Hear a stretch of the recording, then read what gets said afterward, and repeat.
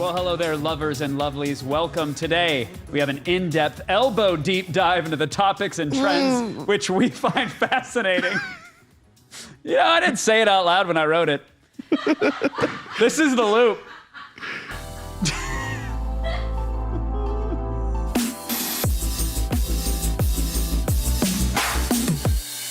Today, lined up in our mostly harmless crosshairs, we have freshly minted royalty. He is a professional wrestling superstar, a gaming influencer, an Uno grandmaster, a father, and a tromboner. Also, I hear he's still in possession of the launch codes, which means he must be stopped.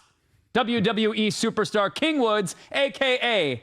Austin Creed. Hello there, sir. Oh.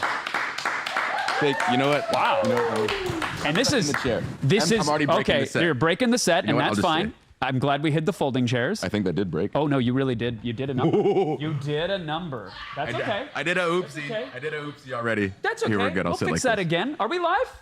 Great. Yeah, no, we're not on yet, right? Do you like my robe? I love the kimono. Thank you. I love the robe. It's very nice. Fast fashion is totally here to stay. Yeah, long sleeve, like sleeve of wizard. What did you actually order, and then what did Wish deliver? There's no way this was something you saw and clicked purchase. I got you got the care pack? A little jealous because I saw people getting this care package with this delicious G4 robe. It feels incredible. Have you worn? I have one still folded up and covered in like packing peanuts. Oh, fair. But I will don it at some point. Yeah, I will. This is the kind of material that like I want to wear naked and just feel it on my flesh. Feel free to explore, friend. We'll pixelate half the screen. Go for it. I'm not going to say which half, though. You're going to have to dodge it. I want to address everybody in chat, too, before we hop in to your world, which I'm fascinated with and honored that you would plug us into that insane schedule that I saw on your Twitter. We'll get to that. But chat, if you have questions, comments, go ahead and do that. You can interact with us using !Q, followed by any comments or questions that you have. And producer Vanessa, who is on the ones and twos right over there. Hi, Vanessa. Hello. !Q, as long as it's in the same line as your question and you're not being weird or asking for our home addresses, I'll make sure it tries to get in the show. You're asking for a lot there, Vanessa. But thank you. Chat, we can't wait. And we've already hit level 1 of undress, and I'm already so much more comfortable. I like that 3-shot they had. We can go back to it anytime. Just look at that. It's like Action News Team. Okay, wait. High five. Oh, wait. Let me high five Xavier through you, Vanessa, if that's okay. So I'm gonna come from this side. Be our conduit. And then here comes the hand. Yep. And then.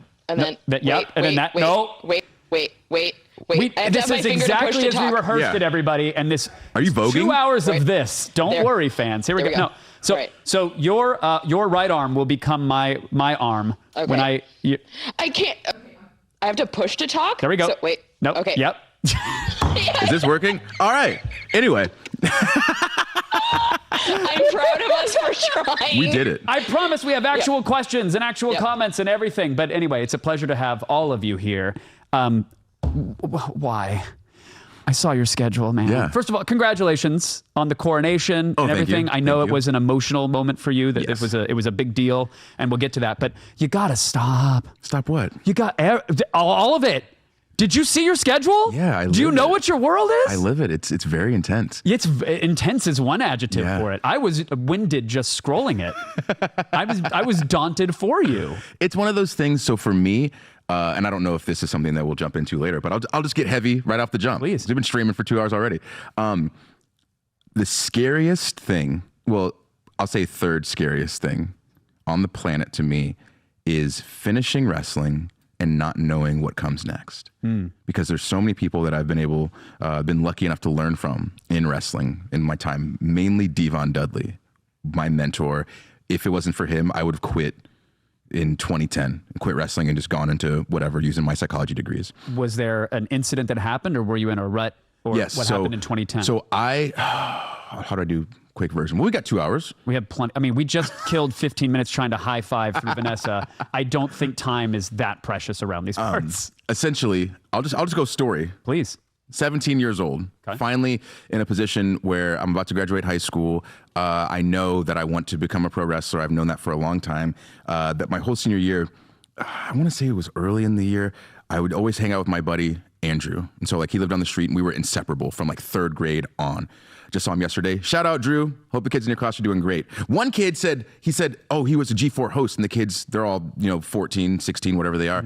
And they go, do you know what G4 is? And all the kids go, no. And there's one kid, he goes, I know what G4 is. They used to have a show called Icons, and he went into the whole thing.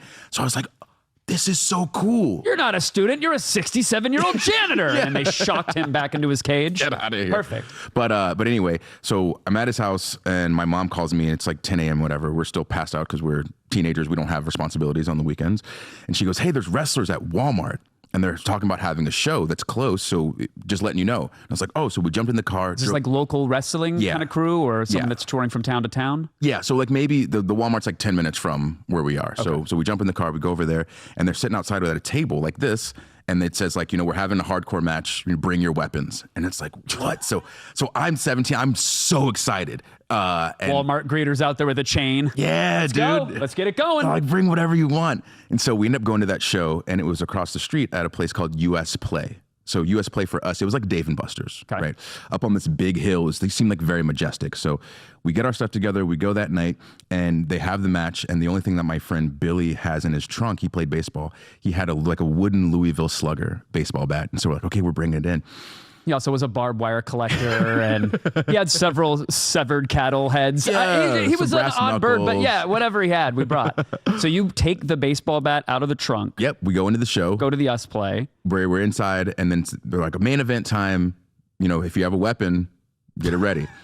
And so what would happen is the wrestlers would come and take the weapons from us and use them in the matches. And so the good guy came around, and I had my bat, and I'm thinking like, not for you. The bad guy comes around, I give him my bat, and he like beats the crap out of the good guy, and I'm losing my mind because this is the first time that I've been this close to wrestling. Right. So I've been to big WWE shows, but I just had no idea. This is close-up magic. You know that bat was real. That was probably used at a cage. Yes. It, like legit. Yeah. So I didn't know anything about independent wrestling, and so a quick background: independent wrestling. There's independent wrestling every Friday, Saturday, Sunday, Tuesday, Thursday, like somewhere in the world, in towns everywhere. If there's a gymnasium in your area, if there's a YMCA. Yes, a veterans hall. And like there's wrestling. There's an Elks Lodge somewhere where an oxygen tank is being used to bludgeon someone who fought in some war. And thank you for that. But someone jumping off a ladder through a table that does not break. Exactly. And so I just didn't know about that world. And so this is my first foray into it. And so those guys just made me feel like, they made me feel important. Because after the show, I had the bat, and they all came out. And it actually, to get even deeper, this was called Ultimate Christian Wrestling, UCW. So the guy who's in charge, Rob Adonis, he was also a pastor, and he would use the ring as an altar for people to come up and if they wanted to be saved or become religious or anything like that. So that was the first time I'd seen anything like that. I was like, this is a weird mashing up of things.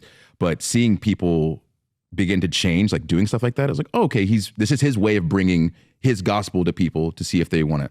And so at the end of the show, all the guys come out and they all sign the bat, and I'm telling them how excited I am. This is so cool. And they're like, we're going to do shows once a month here. So I'm looking at Billy. I'm like, this is great. We'll just come every month.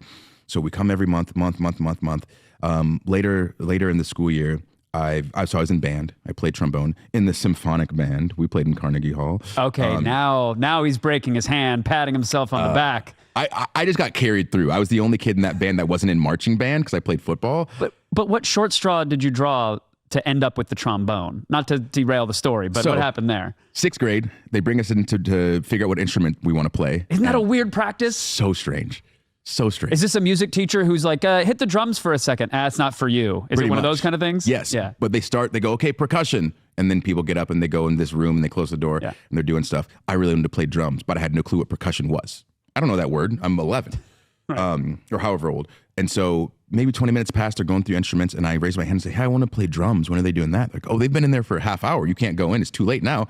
And so I'm confused. I'm like, you're in charge. What do you mean I can't? Oh, we got like 2 woodwinds and I guess this thing. Yeah. And now it's your trombone? Well, they gave me a mouthpiece because I was like, what do you want to try? And I was like, I think girls like saxophone. So let me maybe see if I can get a little smooth, because I was very little, just like pudgy, awkward kid, played video games. And so I tried to make a sound on the saxophone and I couldn't. And so they gave me a mouthpiece, which I later found out was a tuba mouthpiece. And they go, just go and buzz. And I made a sound. They go, cool. take this one. I tried on a smaller mouthpiece. You could make a sound. They gave me the smallest one. I couldn't make a sound. They go, dope. You play trombone. And I said, what? Well, the big one was a tuba mouthpiece. The smaller one was a trombone mouthpiece. So you play this. And they go, what is a trombone?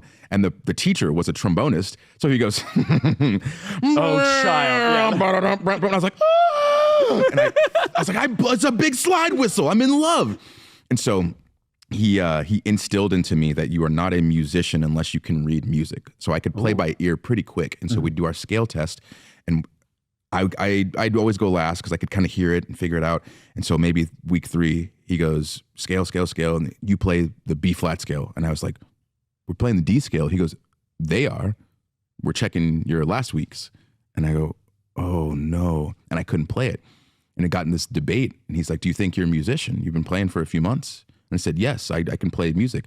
He goes, you're not a musician because you cannot read music. Oh. And that the gatekeeper cut me in my soul. Yeah. But it turned me into this little savage trombonist who would walk the mile and a half mile or so from his house to school every day at like uphill 6:30. both ways on shattered glass. You know what? I'm going to take a video of it. It is uphill both ways, actually.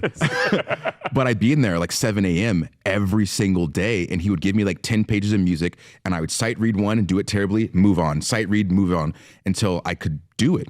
And so like that motivated me to want to understand my craft. And that was the first time that I really understood you can have a top level knowledge of something and it's okay, it's cool, do you? But if you want to be a master at something, or you want to excel at something, you want to make money with something, you want to feel like you have involvement with something, you have to understand it. And so I loved that lesson because it made me understand that, not just about music, but about life. He took you past that surface knowledge and understanding and made you respect the core. Yes. And made you work for it. Yes. And unfortunately, the montage is not as cool as punching raw meat dangling in a freezer or anything. It's just you walking to the teacher's house and sight reading music. Yes, just going constantly. But the paper cuts as I flipped each page. Yeah. The Visine drops I needed from staring at the... is this staccato? I don't know! A crushendo! That was a literal crescendo. And when we come back, we're going to get back to the Christian wrestling that may have been the gulch or might have been the moment. I don't know how this particular story is ending. I want to know, can you pin somebody with a crucifixion in this? Or is that, I don't know. We'll find out more. We'll get to your questions and actually more stuff that we have planned right after this. This is Loop. We'll be back.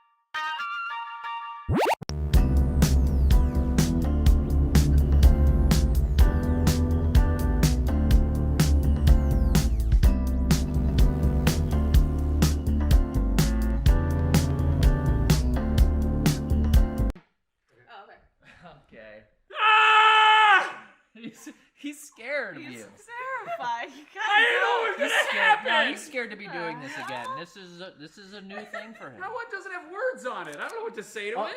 Kevin, I'm not recording, but can you just scream again?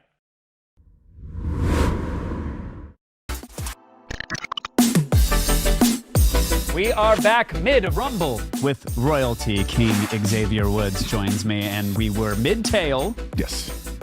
Monthly wrestling competitions happening in your area. You feel like you can taste it. It's right there. It's within your grasp. You have an autographed bat. Yes, it's signed by everybody who was on with the show. Sharpies, blood, maybe some tetanus on it. Who The whole knows? nine. Just it's a real cast iron skillet of gristle from this match. Melting pot. So you've got sparkles in your eyes, and what happens? So, like I said, they're doing the monthly shows.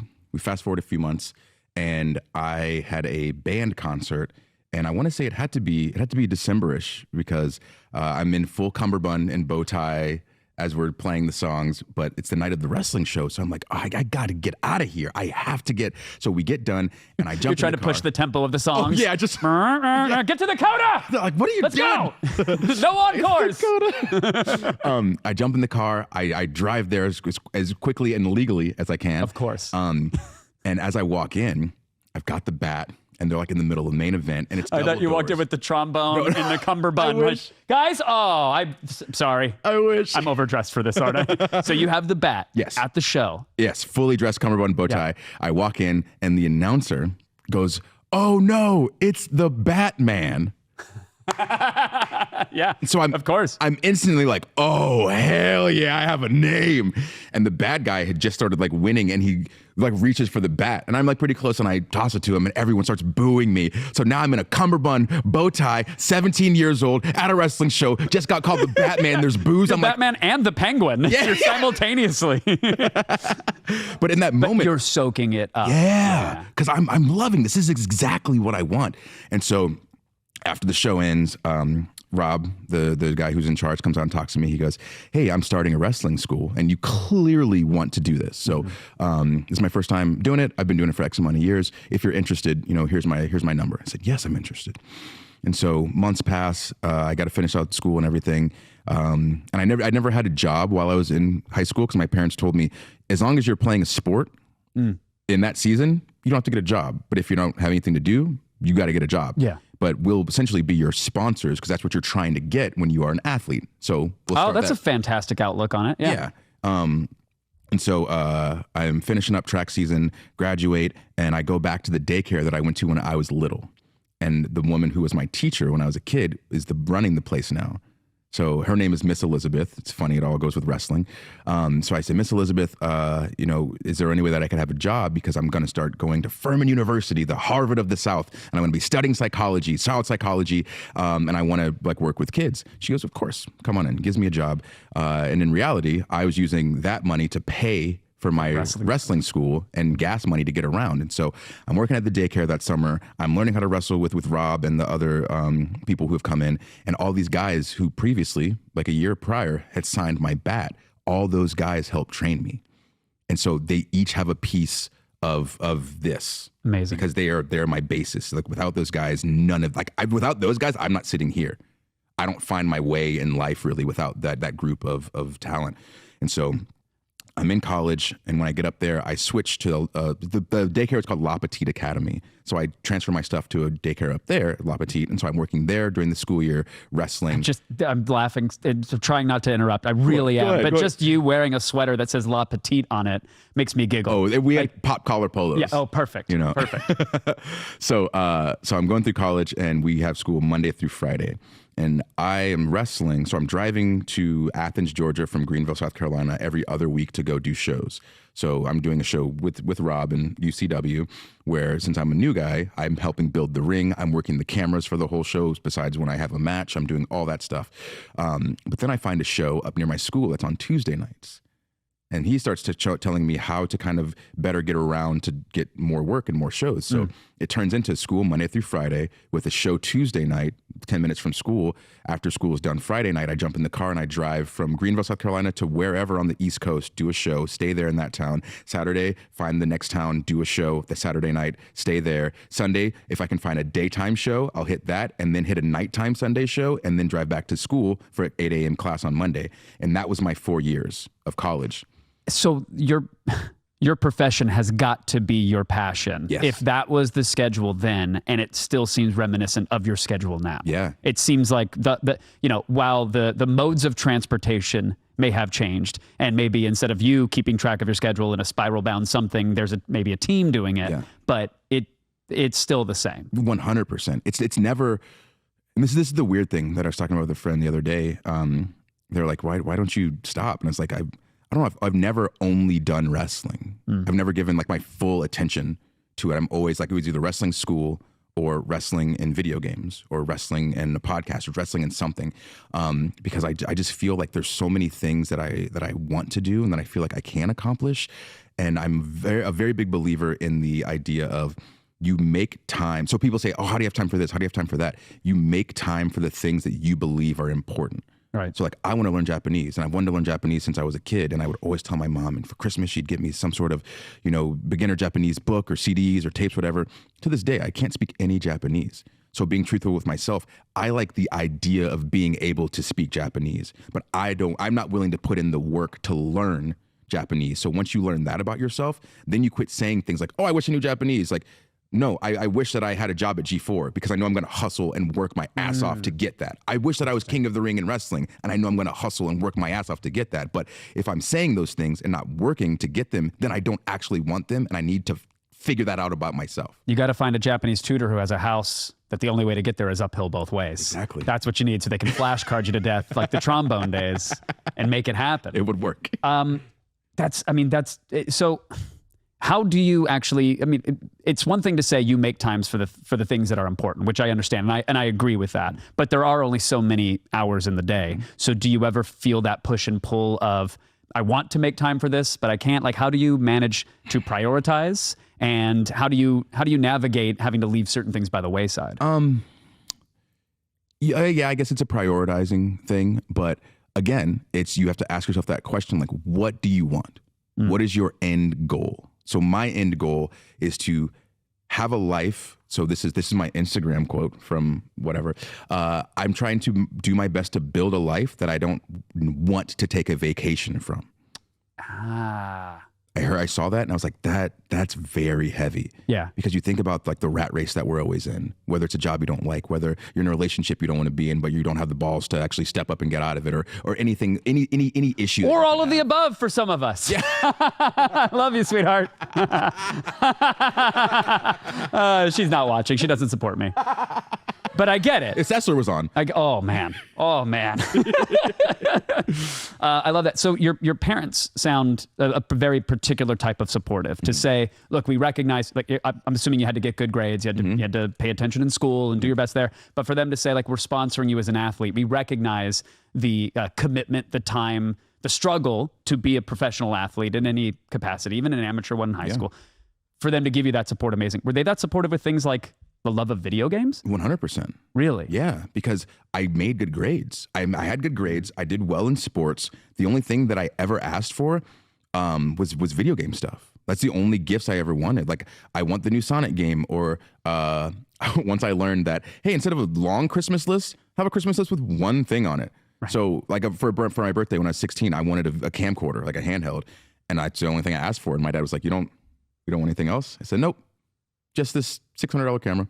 Oh, got it. And I haven't asked for anything for months. I'm pretty self-sufficient. At that point in life, I would actually play a game till I beat it. And I guess your parents are like, well, he hasn't like cut the faces off of dolls and set them on fire, so I guess let's get him a camcorder? Literally, like that's what it is. Like I put in enough. What was the most trouble you got into in your youth? I'm ashamed that you have to think that hard. Well, with my parents or like... Well, the statute of limitations is out unless they're going to hold it over you for the holidays. They caught me in the garage doing something. Tromboning. Yeah. I bet. That might not be the most trouble, but that was the scariest thing. I was like... Were they disappointed with the movement? That's not my boy. No, it was you're hey, not in my house. You go to the neighbors for that. Leap over their fence, spraying us with the hose. No, it's probably that. But because honestly, my sister, she's 8 years older than me, and she taught me. She was like, "Hey, you're gonna want to do this, this, this, and this. Take my advice and don't just do something else." And so I just listened to her, and I don't know. I had it pretty good, honestly. I'd read my comic books. I'd play my video games, which is all I wanted to do in the first place. Hang out with my friends, and they knew that we weren't like gangbanging or doing drugs or vitamin C. So that's a callback that most won't get, but I love it. That's why you got to watch all. You got to watch G4 holistically, friends, or else you're not going to get the vitamin C references. but yeah, that's kind of how it's always been. They were always super supportive of me and what I wanted to do, because once they realized it wasn't a fad and this was exactly what I was trying to do with my life, then it became, okay, well, let's figure out a way to make sure that he has the tools that he needs, and let's see if he can do it. So the one thing was, you have to go to school. You have to go to college. We do not care what you do, but we're not going to pay for wrestling school. This is something that you want. This is your dream. So you work for it. We will help you pay for school, get this education. So if this doesn't work out, you're set.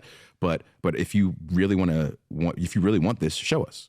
And I was like, okay. Yeah, we're not going to stop you. We're not going to get in your way, but this one's on you. Yeah. That's the sprint you have to run. Yeah, and it was great. So all those guys who trained me, they're fantastic. I've got the wrestling schedule throughout school. And I'm wrestling like my first big match in like a bigger arena. It's a Civic Center in Gainesville, Georgia. I'm in a three-way tag match. It's me and my partner against two other teams, ladder match for the titles. And at one point, I've got a guy in a ladder, and I look around and I start smashing him inside the ladder, and people are chanting, Austin, Austin, because I was Austin Creed then. And so we do the match. Then the guy who's in charge of the show, my parents are there, so he goes and gets them, or they're moving around, and he brings them to the back. And you've seen Waterboy? Yeah. At the end of the football game, when she's like, oh, I understand all of this, like damn near word for word. Yeah. Like I'm crying my eyes out because my mom and dad, my mom goes, I understand why you want to do this so bad. When I saw you reconfiguring that gentleman's jaw in the ladder, yes, I realized. Yes. She was like, I've never seen you. This is his passion. Yeah. I've never seen you like this before. You're so happy. Yeah. And I was like, she's like, this is your element. This is what you were put on this earth to do. And my dad said he was proud of me, and they hugged me. And then I went off to the stairs and I was weeping. And my tag team partner, Hayden Young, love you. I hear some footsteps. I'm trying to get myself together. And I hear his voice. He goes, oh, don't go over there. And the guy goes, why? He goes, oh, Creed's parents, they just said they were proud of him. And the guy goes, oh, okay. Oh, yeah. Because even I feel like I should back away from the table now. Yeah, and this is past tense, but I just want to shout out to all my father out there. You can say that to your kids. And just because it's not about me, it's about you, Xavier, and we'll have more with you in just a second. Can we take a break? I need a break. I'm proud of you, Kevin. I thank you. Thank you, Vanessa. We're all proud of you. We'll be right back.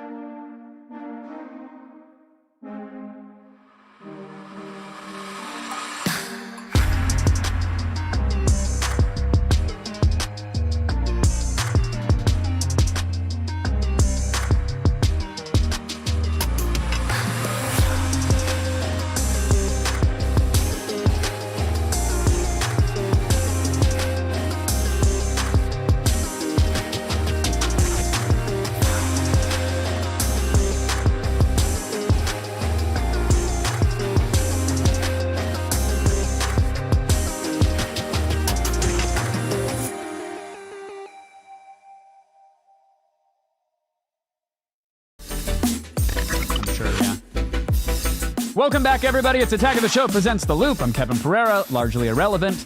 I'm here with King Xavier Woods. What? Austin. What? Largely irrelevant? Yeah, So, I'm well aware. you're why I'm They here, used to dude. put it on the screen. No, I'm not. Yes. I'm here because you watched basically a barroom brawl outside of a Walmart one day and decided that's your passion, that's your pursuit. Yeah, wrestling, but gaming stuff, dude. Like you're the guy. Oh, you're confusing me for Adam Sessler, but that's very kind of you. You're I right, want to you're get right. back. So there's a moment where your parents let you in on the secret that they're proud of you, which is beautiful.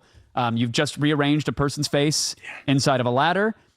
So we were building to a moment where you were done with it, though, Yes. where you were walking away. So I'm in college at that point.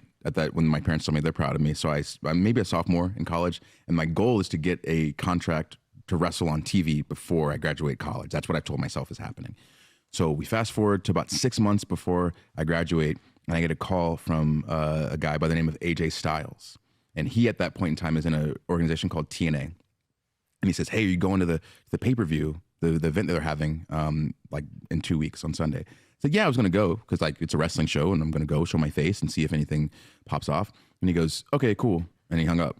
I'm like, all right, that's weird because he's like the guy at the time. He's the guy now still. But his cell phone plan was pay per minute, and he didn't want to go over. They hit you with the charges, so I get it. He's. But how does Vince answer the phone? Does he just grunt? Is that? I imagine I never called him. He's called me. He's called you. Yeah. And does he just grunt? Just a hello. All right. How you doing? Yeah. So, yeah. Okay. just little raspy voice on it. So you get a. Are you going to be there? Yes. And so then a week passes maybe, and he goes, "Hey, are you sitting down?"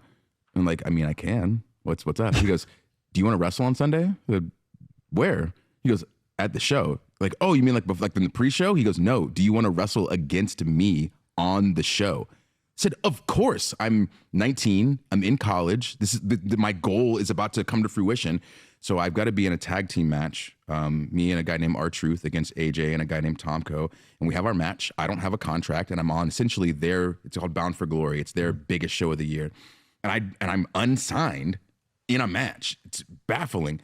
And so we have the match, and then a few days later they offer me a deal. But no contract for that match. No. And no waivers, no anything. It's just showing up. Let's see what happens. Show up, put some of my gear inside out because my name was Austin Creed, and they're like, "Oh, there's too many Austins in wrestling, so you need a new name." So they called me Rashid Lucius Consequences Creed.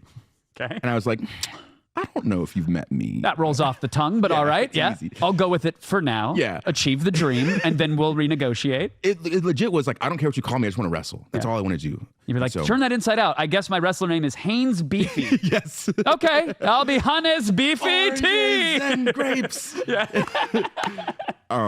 So the show went well enough Yeah. that they then offered you a contract. Yeah. So they offered the deal, and one of the hardest conversations that I had to that point, maybe the hardest, was they're like, "Oh, the schedule," and I was like, "I got 6 months left in college. Like, I can't do this schedule, so I can't sign this contract." And so I end up calling the guy in charge, Jeff Jarrett at the time, and I tell him, "Hey, this is great. I really love this offer. I appreciate it so much, but I've got 6 months left in school, so I can't sign this. I have to finish college." He goes, "Oh, you want to just get put on like a quarter schedule until you graduate, and then we'll put you on a full schedule the day you're done?" I said, "You would do that?" I said, "Of course, we want you." And I like, "Yeah, perfect." Man, I should have asked for more. Yeah, right? I'm not good at this negotiating thing. Hey, can I get a raise? Yeah. So then I go and I tell all my roommates in college, we're in college. Yeah. "Hey, I just signed. I'm going to be on TV wrestling." Like, we are losing it. And so I'm with that company. I graduate. I'm with them a little bit longer till 2010. Lots of stuff happened, XYZ, and a big chunk of releases I end up getting released. And so in my head, in my young, immature mind, my mind is still very immature. I'm on a path. It's all relative. Yes, yeah. but That was maybe, I think, March 2010. And I remember because I still have the letter. I keep it on top and underneath it, or it's underneath my first WWE contract that I sandwich on top of it. But is it incredibly formal, or is it very much, "We regret to inform you, goodbye"? essentially Yeah. in like a 2-paragraph form. Okay. And so in my head, I was shattered. I was like, how am I supposed to like come back from this? Yeah, How am I this is supposed to it. get a That job was your anywhere shot. else? You got rugged. Your world is over, and now I hope you have that other plate spinning. Yeah, exactly. And so I just didn't know what to do. And I was like, well, maybe I'm not for wrestling. Maybe that was it. Maybe I got as far as I was going to go. So it's time to use my degree. And, I was going to be a school counselor. I was going to try to do therapies with kids that are dealing with autism, but my focus turned to, yes, helping those kids, but dealing more with the family dynamics that they deal with. So like if the kid dealing with autism has an older sibling, that older sibling might not be old enough to understand why their younger sibling's getting so much attention. And it causes problems that people don't necessarily always understand or talk about. So then they become problems in the long term. And there wasn't a lot of people in the field doing that. So that's kind of what I was leaning towards doing in an academic sense. So I was like, you know what? I'm just going to start my academic life. And Devon Dudley called me. And I told him everything, how I was feeling. And this like 3-hour conversation of him convincing me to stick it out and try again and keep going. And maybe I can get signed at WWE. And maybe I can have a career there. Maybe I can continue the dream. And without that conversation, I don't send my stuff to WWE. I don't try to get a tryout. I don't send my stuff to Japan and get to wrestle over there. I don't send my stuff anywhere. It's so fascinating to hear, because throughout the tale till now, it seems like you had no problem manifesting these checkpoints. This is where I want to go. This is what I want to get. And so obviously a big setback to be, sort of let go, released. But you'd think without that conversation, you wouldn't have had the courage to plant a flag and continuing it. Not at all. Not at all. Because interesting. Because everything that doesn't seem in line with your character up until that point, though. Well, the thing is, everything that I'd wanted, I had somehow figured out a way to get it. So I was a psychologist or psychology major, and I took a philosophy class, and I was like, I want to major in this too. Let's figure it out. So I got a double major. I got a double undergrad when I walked across the stage. So like in my head, if I want something, I'm going to get it. I don't care what it is. I will be mine. And that's my mentality. But with wrestling, I got what I wanted, and then I got fired. And so you have to put it into context. I've never been fired from anything before. The only other job I'd had was working at a daycare. Right. I'm only going to be fired if I want to be fired. Exactly. I'm going to manifest my unemployment. Yeah. That's what I screamed at my last job as they were dragging me out. And then you feel good about it. Yeah. And you go, I wanted this. I was working towards this. I'll have you know. You can't fire me. This was on my mood board. My mood board? That's the secret. I Pinterested this months ago. You can't cancel me. I canceled myself. I'm really glad you had that phone call. Yeah, he saved my my everything with that. He's like, I always give him the utmost respect. Yeah, like that's my guy. Like I'll do anything for Devon. He's the man. And obviously you've had an illustrious career. You've wrestled in Japan. You've wrestled here. You had your gaming success, all that stuff. You win King of the Ring. And I watched a quick post interview with you. It was surprisingly emotional for me as the viewer. I guess you were going through something as well. There was a YouTube ad before it that caught me. You had said, with 20 some odd years in the business, you'd felt everything there was to feel, and yet that day there were nerves, there were butterflies that usually go away when the music plays. Yeah, but they didn't go away that time. What was happening that day? What was happening with this match and this title that made you feel something? Do you know? Like, have you processed it? A little bit. It's kind of weird to verbalize. So you can do it through dance. I'll move this table out of the way. Everybody that watches wrestling or that wants to be a wrestler, like the goal is always, I want to be heavyweight champion. Like I want to be at the top of the mountain. That's what the top of the mountain is too. Intercontinental. Give me all the belts. Everything. Yeah, that's what I want. I want this prestige and that title and this title. But to me, ever since I was little, I love King Arthur and the idea of a king and his round table and jousting tournaments and fighting tournaments. And there'd be situations where a king would have a tournament and he wanted to be represented, but he's not going to fight. He's the king. He's not going to joust. He's not going to get his hands dirty. He goes, I have a champion who does that for me. And so as soon as I saw King of the Ring, I was like, well, clearly that's the top title. It's the king. There's no books talking about champions who go, I'll have this king do it for me. Right. That doesn't make any sense. Right. You've seen the org chart. Yeah. King's at the top. He has the crown. That's that. Logistics. Yeah. It's very simple. And so that to me has always been my singles goal, to be king.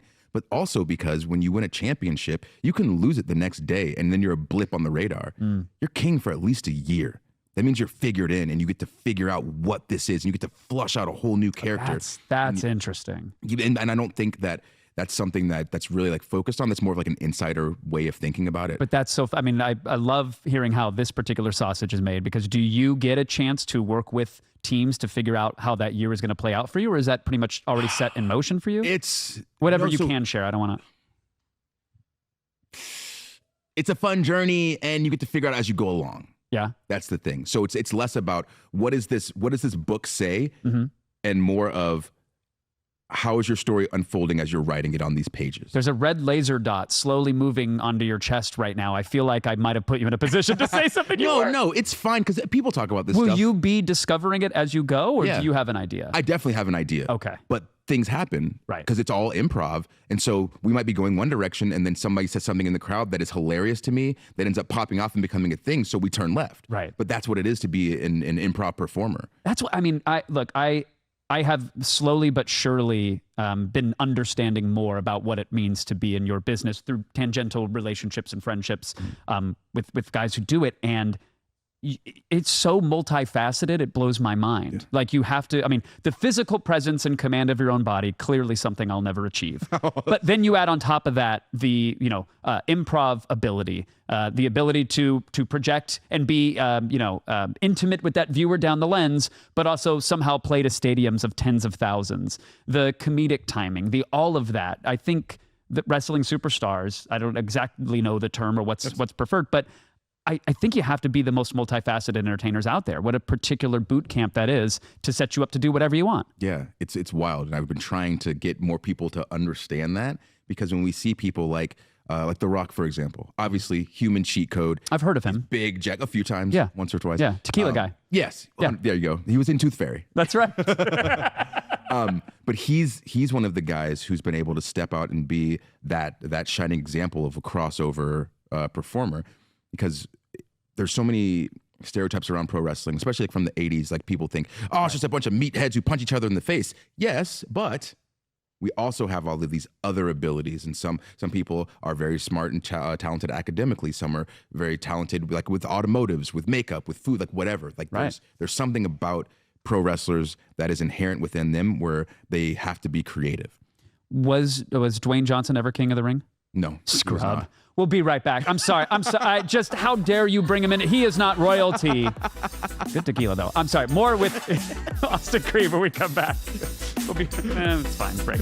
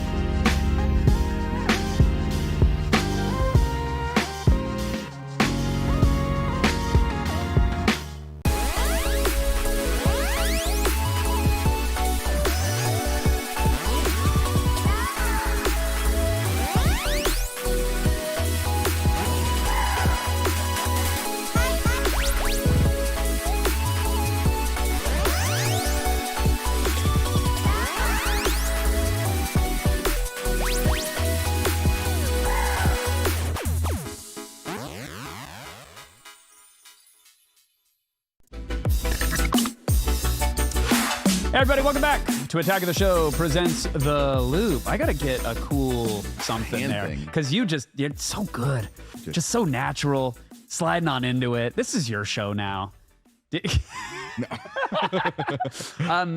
You have so many interests, from the gaming to sports to you name it, but pop culture is something that permeates a lot of what you do. I've seen it in the ring, I've seen it outside of it. I've seen your Jackie Chan collection. Yes. So My guy. I love Jackie Chan Jackie Chan's the greatest pro wrestler of all time. Okay, and that is, and that's an all play. We're all clapping at home. Chat would be erupting right now, but they're too busy.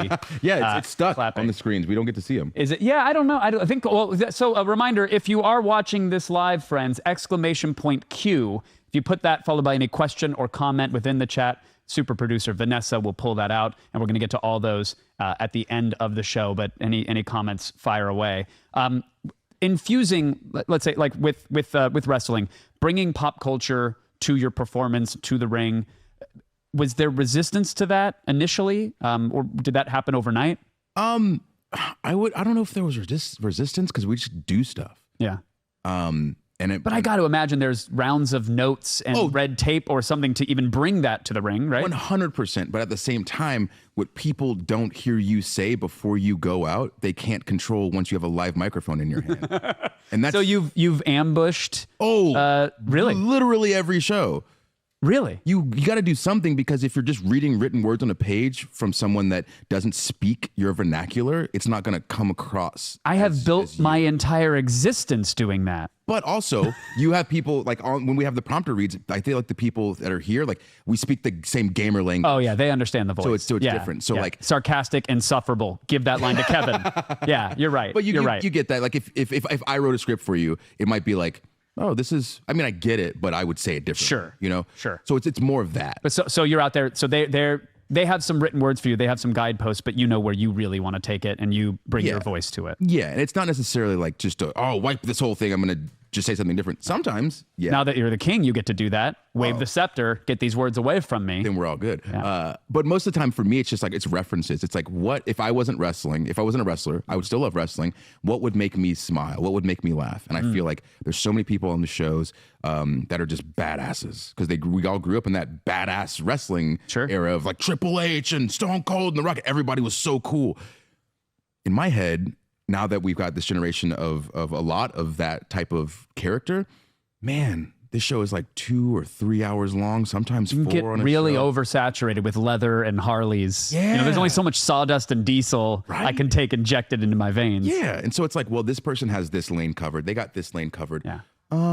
There's nobody, maybe 1 or 2 people in this one. I think I can do that. I haven't seen a lot of Power Rangers in here yet. Let's go ahead and do it. Exactly. Yeah. Because again, if I wasn't a wrestler and I saw somebody come out in Power Rangers themed gear, I'd go, that's my guy. Right. And granted, in that situation, I'm talking to 0.03% of people every week doing something that's talking to a different 0.03%.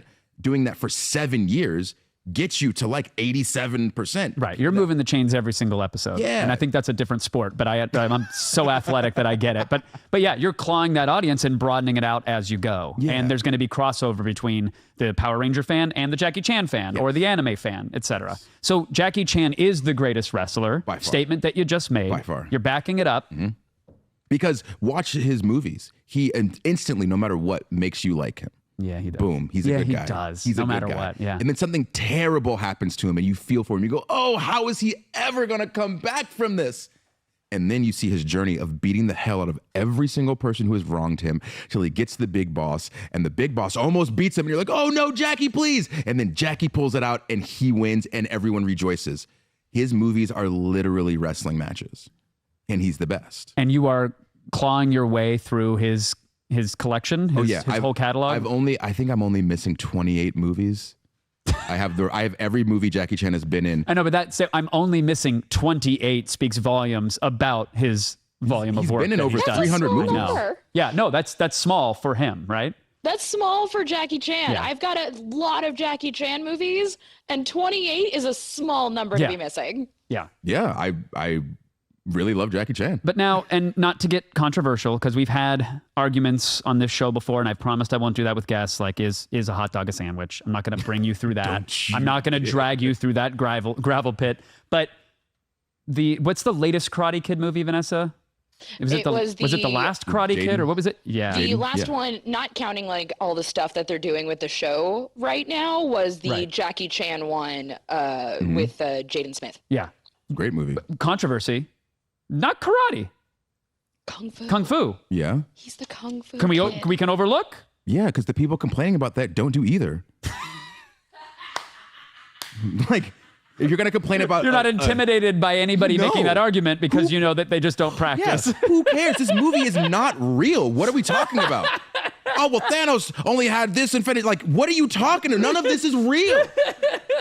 So you really think that box office would have been 10 times better if it was called The Kung Fu Kid? No. No one cares. It was dope. I got to see Jackie Chan and Jaden Smith do karate, and it was sick. Man can't stand, he can't fight. I don't have a leg to stand on in this argument. I didn't expect you to go that route and defeated. It just makes sense because, like, if that's what we're arguing about, that means you don't like the movie. So why are you talking to me about it in the first place? Because you probably didn't even watch it because you're upset about, oh, it's a remake. And you know what? You're a remake of the people who made you. I'm not complaining about that. So can we just keep it moving? If you didn't like it, go watch White Chicks. Yeah. It's another great movie. Another great movie. You have a love for White Chicks. It's the best movie ever. Well, but also Golden Girls as well. Yes, I do. You love white women. All women are fantastic.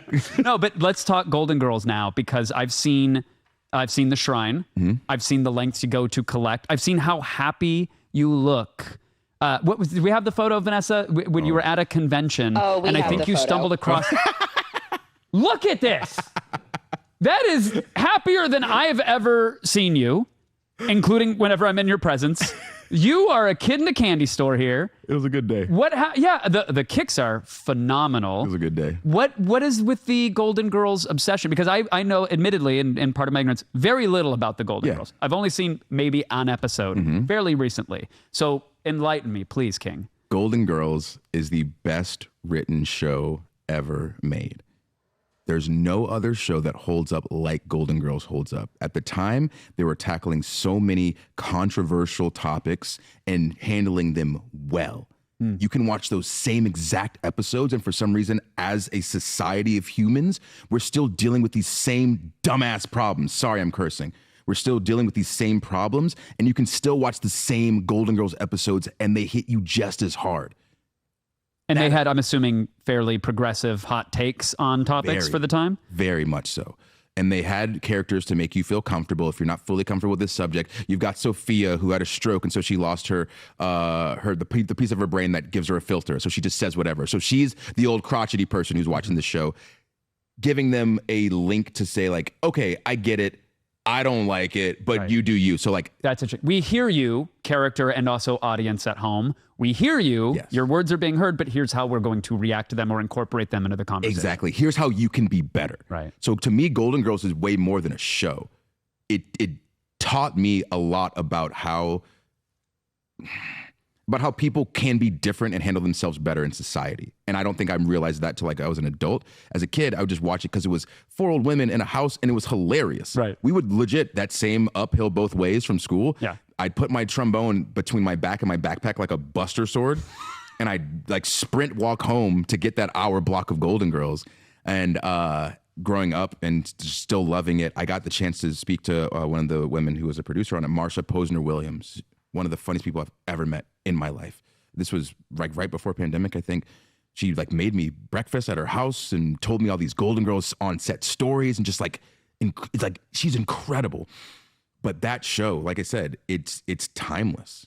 And I think like if you sit down, and even people in the chat that haven't watched it, young, old, whatever, give it like the first 6 or 7 episodes and you'll go, okay. I sense a watch with series happening, dude, either right here or Peacock or somewhere. Like we have got to make this happen. Like Mr. So I would love to deep dive through your eyes. Yes, into Golden Girls. Are you a super fan? Yes. Do you know Blanche's initials? No. No. Do you know been a long time since I've seen where like, Rose Nyland is from? Yeah, St. Olaf. See, I don't know any of this stuff. I'm gonna have to take your word for it because I don't have the answers. Well, you said Blanche's. Blanche Devereaux. So Beatty, I don't know her middle name. Yeah, well, apparently she was one of the. Well, I'm not gonna describe her that way. Yeah. Her initials were Bed. Blanche Elizabeth Devereaux. Yep. Yeah, and there were 2 spin-off shows of it. There's a lot. Yeah. The one in the hotel with what's his name? Don Cheadle. That's Golden Palace. Yeah, he was like the front man at the hotel. I think. So you're a fan. Will you help me when we come back from break to help contextualize the majesty that are these Golden Girls? Can you help me compare them to G4 Talent so I can understand the difference between a Blanche and a Rose? Can we do that together? Yes, we can. Can we do that, chat? I hope so. Exclamation Q and let me know how you feel. We'll be right back with comparing G4 hosts to the Golden Girls with King Xavier Woods. We come back.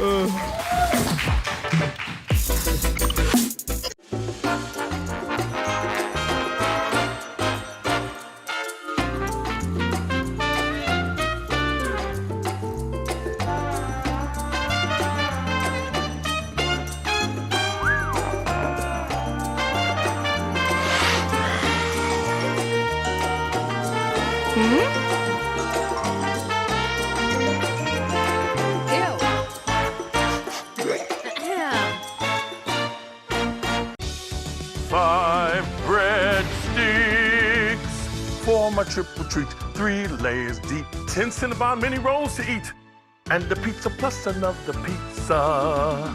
The triple treat box, only from Pizza Hut.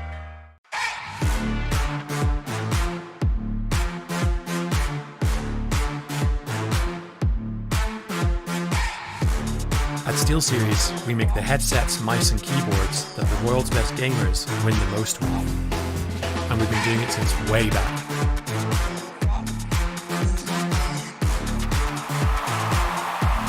It's up to you how far you go, but whatever you do, go for glory. What's the recipe for surprising the kids, treating yourself, and ditching dish duty? You're looking at it. Order your Pizza Hut faves like original pan, original stuffed crust, and more at pizzahut.com. No one out-pizzas the Hut.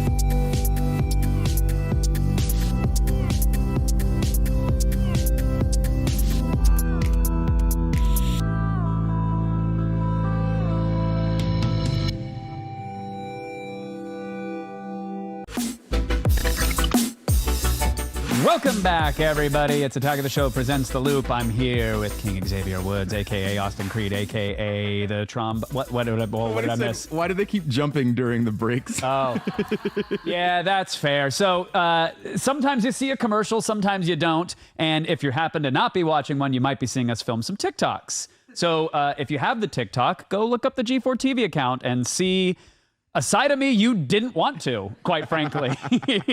It is not good, even in the shadow realm.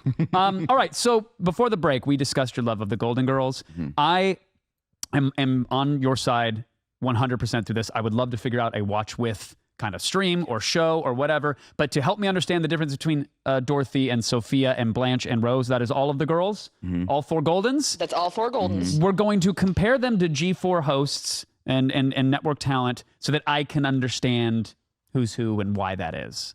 Okay. That is the premise of this bit, and I love it. I'm concerned.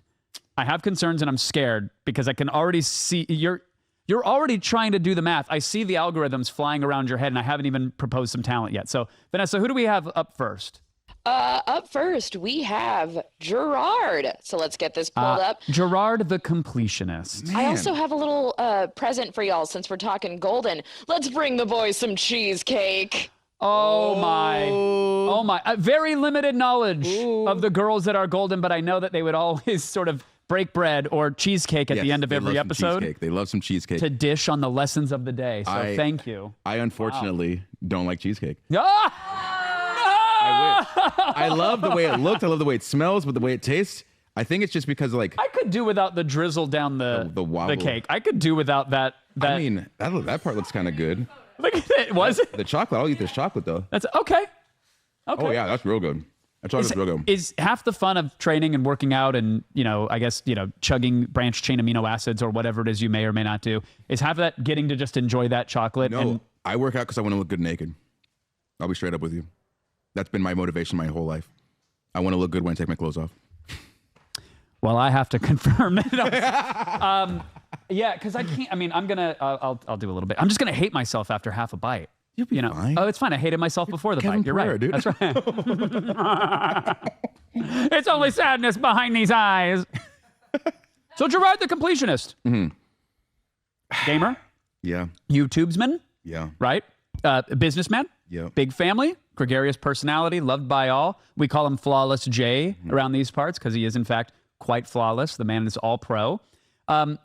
Folks in chat are throwing in there. I don't want you to be swayed by chat, but I don't know how you feel about him being a Dorothy, Sophia, Blanche, or Rose. So here's the thing. Dorothy's got certain qualities. Sophia does as well. They all do, obviously. Gerard, I don't feel Gerard fits as one of them. You're right. He doesn't belong. Let's skip it. No. Let's just put him in between two, and I'll tell him that later, and it will hurt his feelings. No, I could put him in between two. I could put him in between. I could put him in between Sophia and Dorothy, but there's not one that really. So, okay, in the spectrum that is Sophia and Dorothy, what lies in between? What are the characteristics of a Sophia and Dorothy that would line up? So I say Sophia because he's very funny and he's quick-witted. Very much so. Boom. But Sophia's like kind of mean.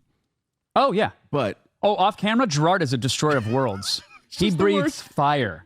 He's not happy unless someone is crying in the room, and you just hope it's not you. Yeah. Yeah. You guys don't know. When his eye of Sauron looks towards you, you feel the heat. So let's put him in between. Yeah. And then who's up next?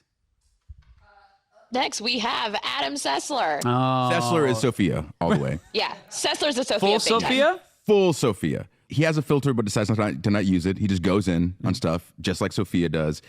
He's somebody that we respect. He moves a little bit slower sometimes. All the qualities match up. Okay, Sessler is full Sophia. Up next, we have Golden Boy. Oh, GB. GB. Oh, what a photo for GB. That's great. GB. Not him hosting a network television show or a big esports competition, just him in the middle of the beach house reflecting on all the mistakes that led to that moment. Just the and saddest. that frame. GB is going to be a Dorothy. Oh, big time. Yeah. Big Dorothy energy. Dorothy, because like Big Dorothy energy. Dorothy is a boss, but she doesn't talk about being a boss, but she will kind of zing you if you're doing too much. So she's kind of like the ringleader in the sense of, I understand everyone's qualities, and I'm going to knock you down a peg or two if I need to. That smacks a GB. Yeah. I'm okay with that. Okay, so now I'm getting, Dorothy is a GB. Yeah. All right. Chad is agreeing with you. Yeah. Oh, that's sweet Cassim G. Where's Cass on that? I think Cass is a Dorothy too. Yeah. Okay. Yeah. They got similar energies, similar vibes. I think they're actually the same height too. Yeah. Very tall. B. Arthur is a tall gal. Yeah. Up next. Up next is who I think the clear Blanche is. That's very clearly Blanche. Gina is our Blanche. Gina Darling. Gina. Okay, so I know nothing about a Blanche, but I know a little bit about a Gina Darling. Yes. So please connect those dots for me. Very quick to make a joke that has to deal with the body. Yes. Oh, a Blanche then. Yeah. Yes. Yeah. Yes. So she very much has Blanche qualities in that. So Blanche is a full Southern belle. She is all that is woman. She's actually my favorite character.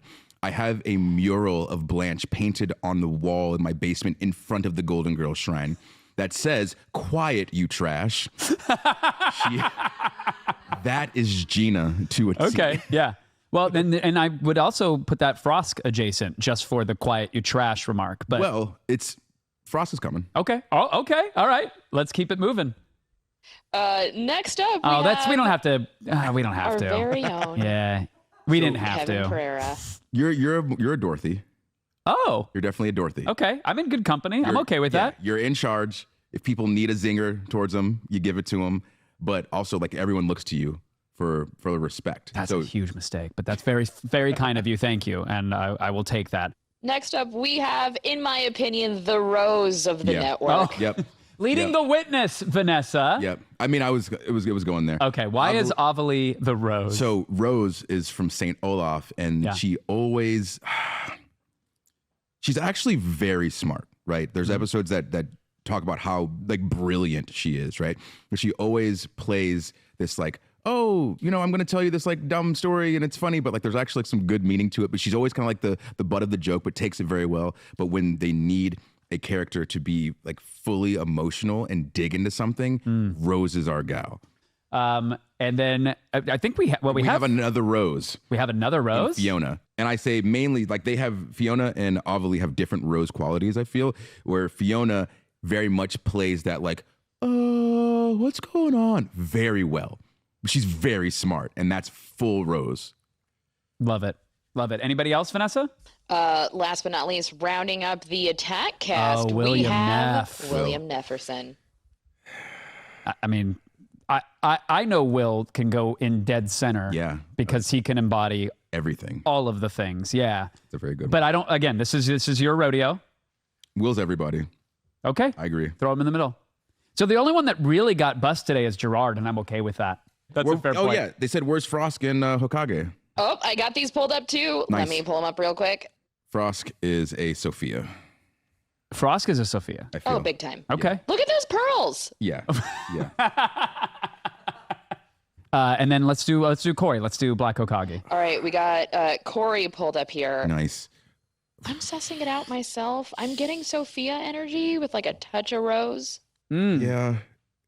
Because he's very funny and he's got zingers, but he very much at the same time understands like when to lay out and let somebody else be funny, which is a Rose thing, I think. So yeah, I like that between Sophia and Rose. Okay, we're just gonna, why not? Let's explore the space. We got it. But that is in fact the Golden Girls ranking system of G4 hosts. I feel like I have a modicum of understanding of these Golden Girls characters, and I appreciate you. Oh, and I'm a Blanche. Okay. Oh, let's add it. I'm a That's Southern right. Belle. Yeah. When we come back, we're going to chat video games. We have another game to play. We've got your questions and comments. There's so much more coming up. You stay right there because we're going to be here ostensibly. This is The Loop.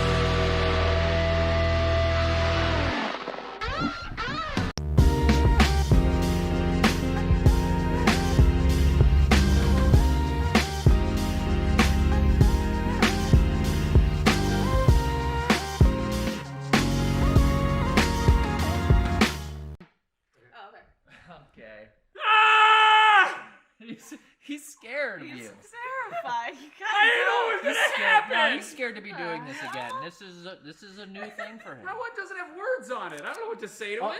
Kevin, I'm not recording, but can you just scream again?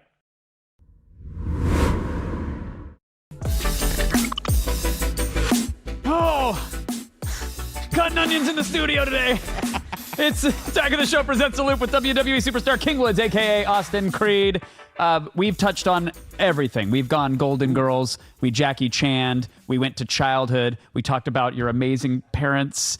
We haven't talked about that just yet. We haven't gone there. Maybe we will. But, you know, I've been told that you are a fan of the electronic entertainment, that you enjoy the video games. Yes. And I'm curious, is there something that has your attention now? Is there something on the horizon? Mm-hmm. Is there a technology, VR, AR? Are you going to be in the metaverse? I want to hear it all. I'm very excited about Final Fantasy Friday. So Final Fantasy 14, hell of a game. I don't play Is this the MMO? Yeah. Okay. Yeah. So I don't get to play it as much as I want to. But those are a grind, right? I mean, you getting to play it means like you don't have 400 hours to sink into it at the moment. Yeah. And it is a game that you can spend like 20, 30 minutes, like do one raid and then be done. But I don't know. I feel so not unsatisfied, but like I get this weird itch of like, no, I can't stop playing. I just want to keep going. I want to keep going. And then it's like, oh, it's 4 a.m. Oh, I have a 5:30 flight. Oh, I need to leave to go to the airport. Like, it's one of those things that causes me problems if I allow it to, right? Because I just throw everything by the wayside. It's almost like they design them to be that way, though, right? Like, isn't that the issue? It's just, they're just so fun, and there's so much stuff to do. And this being the last expansion that they're dropping, so like the game's like, what do we do after this? But then you think like, actually, I've played through this for a long time, and I've only done like 10% of it. So. Is that how much? That's the surface that you've scratched with this one? If that. Does it now? This is a bit of a tangent, but like I remember seeing like a GDC talk by a WoW designer ages ago, and they were talking about all the data that they are able to collect on any given player at any given time, like constantly scraping the screen. They know exactly how sparkly something needs to be and what position it needs to be in the screen so that you continue to look at it. They know exactly how many rabbits need to give you a pelt versus how many just give you a little rabbit's meat to complete that quest. And that, not that other games don't implement that data aggregation and scraping and machine learning, that scares me. Yeah. But at the same time, like, what's not scary? I'm sure they were really scared before they went to the moon. Okay. We do scary stuff all the time. I guess it's less scary than flying to the moon and stepping foot on it and getting the terrifying moon dust. Exactly. When we think about the things that we do in our actual lives, like waking up and leaving the house every day, that's scary. Yeah. We don't know what's outside. Scary for anybody else sharing the road with me. Yeah. See? Yeah. You don't know who's in what car, like if a bus is going to hit you, whatever. Like, life is a scary thing, but we learn to deal with those things because there's things that we want more that outweigh like the fear of certain things occurring. And so I think that in a video game standpoint, because I know this is a large, grandiose idea, but no, I get it. You're into edge play. I'm reading between the lines. Very much so. Doing that in like a video game sense, it's like, wow. This is really fun to me, and I'm really enjoying it. And I know that there is a chance that I'm just kind of getting stuck in this grind and this hustle, but like I could be stuck in one that's not fun. Right. So why don't I just hang out in the one that is? In the pantheon of obsessions that could be unhealthy. And gaming, any addiction can be unhealthy, right? Anything, everything in moderation. But in the pantheon of those addictions and pursuits, maybe gaming isn't the worst. Exactly. So let them grab you with the sparklies and the sound effects and the, It's fine. Yeah, not cheesecake though. No. Too wobbly. No. I just want to we like found out. layer chocolate cake. No, too wobbly. So what is it about 14 that gets you versus any other MMO at the moment? Like, I don't know if you've tried New World or anything else. I haven't tried New World, and I think I need to. Final Fantasy 14 was my first real foray into MMOs. So when I was in college, my roommate, he got into WoW to the point where he eventually had to drop out of school because he was on like academic probation. And it was a surprise to all of us. We had no clue what was going on. And then, this is going to sound so weird, we like found out he was silently suffering playing WoW. He ended up like losing his girlfriend, like his whole world collapsed. And so because of that, we okay? Yeah, no, I'm sorry. That's a sign. That's a sign. It's time to stop. Yep. Nope. We're good. So for me, that freaked me out about MMOs. So it's like, I can't play any of them because I have a very addictive personality. And if I like this, I'm in. But well, and if you decide I'm going to hit that level cap, I know you're not going to stop I'm going until you do. Yeah. I'm going. And so when it dropped on PS4, I was like, okay, let me try this, because I know like if I'm playing on a console and I'm on the road playing, then I'll be able to moderate it better because I know that I have to go to work. I have to go to the gym and work out or whatever I have to do. And so that got me through, I don't know, like level 40, level 50. And then I'm playing, I find out a bunch of my friends played. And so like I'm in the guild with them and they're teaching me about things. And in my experience, the community of people that play Final Fantasy XIV is such a good and positive group of people. Like when I finally met people that I hadn't met before in real life that were in the same guild as me, we all sat and like I stopped by and they were having dinner and stuff. And it's like, man, this is really cool because you know that those are your genuine people. They genuinely enjoy what you enjoy. There's no alternative, or what is it? Like ulterior motive? Yeah. You know, like, hey, I love this game. I know that you like this game and you're not as skilled at it. And I want you to love it as much as me. So I'm going to tell you everything I can about it. And that to me, like, that's the driving force of what we're doing with our lives is in some way, shape, or form. With this, I just use it in Final Fantasy XIV, but that's what we're doing every day anyway. Well, hearing that, I can save you the download. Don't fire up New World. Okay. I've enjoyed the game. I've had a good time with it, but the toxicity of the proximity chat or the text-based chat might not be the group that you want to fell some trees with. Yeah. Okay. Might not be the one you want to mine that ore with. Sorry, New World fans. Sorry, it's the truth. No. Now, what about virtual reality? Are you bullish on that? Have you spent time inside of a headset? Yeah. Love it. I normally travel with my Oculus. You do? Yeah, because it's great. I'm playing Tetris constantly. Like I'll be Tetris in the bed. Effect is transcendent Yes. in VR, and I keep trying to tell that to people. Yes. Like it's great on the console. Like you know, they did it. Mizuguchi did an amazing job. The way the sound reacts to as someone who wanted to be a percussionist, but someone who clearly understands music and music theory, you must react every time a little sound is triggered by a rotation, or the way the song grows and layers get added when you get a Tetris. Yes, and you're controlling it, and that's the best part. Yeah. So I love that game because of the story behind it. There was a guy who wanted to essentially make Tetris Effect years ago, and they're like, nah, you can't make it. You don't get to touch this license. Yeah, he goes, well, screw you, I'll make Lumines. That's right. And I fell in love with Lumines instantly. Yep. And then they're like, you know what? Lumines is great, and it's been like a decade that you've been making it. Go ahead and make this Tetris game that you always wanted. Falling block puzzler game that's music reactive. Okay, maybe we can trust you with the Tetris license. Yeah. And so then once they put it in VR and you realize there's this world that you're surrounded by with dolphins and space and this gorgeous music and the vocals kick in. I've talked about it, but I teared up in the PlayStation VR headset, which I went out and got specifically to play that game. And I remember tearing up as the first like whale went overhead, and I was like, "Oh man, You're just in." that wasn't a measured dose. that was too much." But I'm gonna play through it, and I did. Yeah, beautiful game. Have you played Rez or any of the same developer, same creator made Rez, which was like and there were other games, every Extend Extra Extreme, weird music EDM explosion game where you're just a single pixel. It's like a weird shooter, but you explode, and if you do it on the beat, the tempo quickens up, and he makes some beautiful interactive music games. You know what that sounds like? Fantavision. One of my favorite games. Yeah, it's a little reminiscent of Fantavision. Yeah, Rez has that a little bit. Yeah. Okay. Oh, I'll play it. You ever play Amplitude as well? Yes. So good. Love Amplitude. Are they going to bring back, like, I remember reconfiguring living rooms, not just my own, but several for Rock Band. Like, it wasn't that long ago that we were pushing couches out of the way or putting down 2 layers of rugs because the kick drum would gouge the hardwood floor. Like, it wasn't that long ago. Was that a blip in time, or are we going to get back to that? We have to. We have to, right? I don't understand how we're not still on the Rock Band, like, bandwagon. Yeah. It's so good. And I tried to find a full set, I think sometime last year during pandemic, and they're so expensive. Someone in chat put the word blip in there, and I'm very disappointed. I'm very upset because I agree with you. I think one of the things that happened was that they started releasing separate expansions, and then it was, well, is this expansion compatible with that one? And then a sequel would come out, and you spent hundreds of dollars on a library for one title, but you couldn't transition that to the new one, or you had to re-download things, or it just started to become a little too cumbersome. And then I think I also know what happened, because if I would have heard Everlong played one more time in my living room, I was going to drop kick everyone. See, you sound like me with Green Day and Crazy Taxi. Yeah. Offspring. Sorry. That's okay. That's okay. I was like, wait a minute. Yeah. Okay. Yeah. I had to turn that soundtrack off. So it was like, I'm playing this game 9 hours a day. Like, I can't listen to this. The It was GamePro magazine that I think had like the ranking faces of how good a game was. I think it was GamePro where it was like a 5.0. There was just a super excited face with the hair all spiky, and then it went full like dour at like a 0.5 review. And that was the experience of playing Crazy Taxi when that song would come on. Oh. First time loading it up, yeah. 15th time, this is hide the cutlery.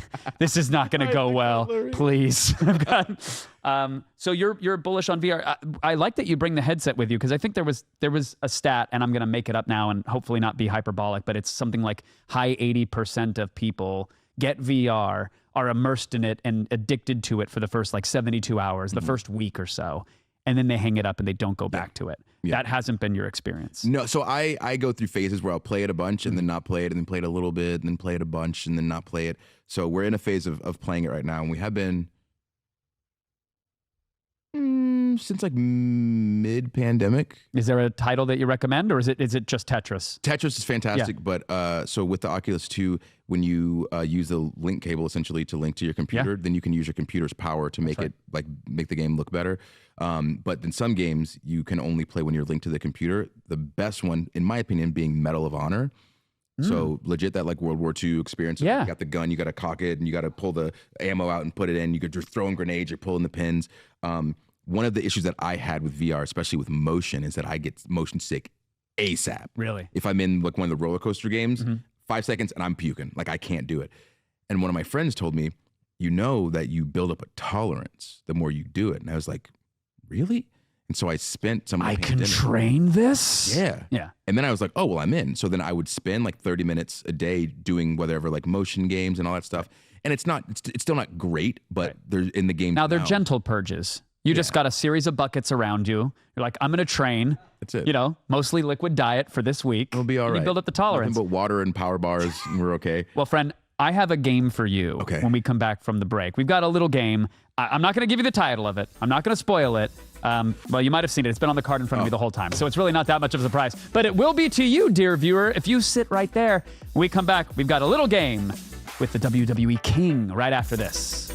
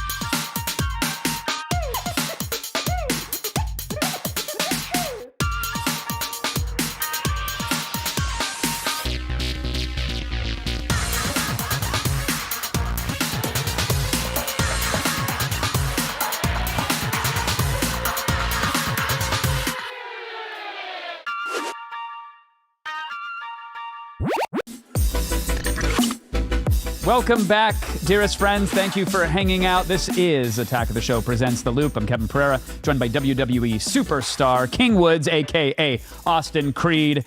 We know the man is a gamer. We know he has the skills, but we're going to see if he can tackle today. This one's a tough one, buddy. I don't know how to break it. I'm not going to sugarcoat it. This one's tough, but it's time for a little game.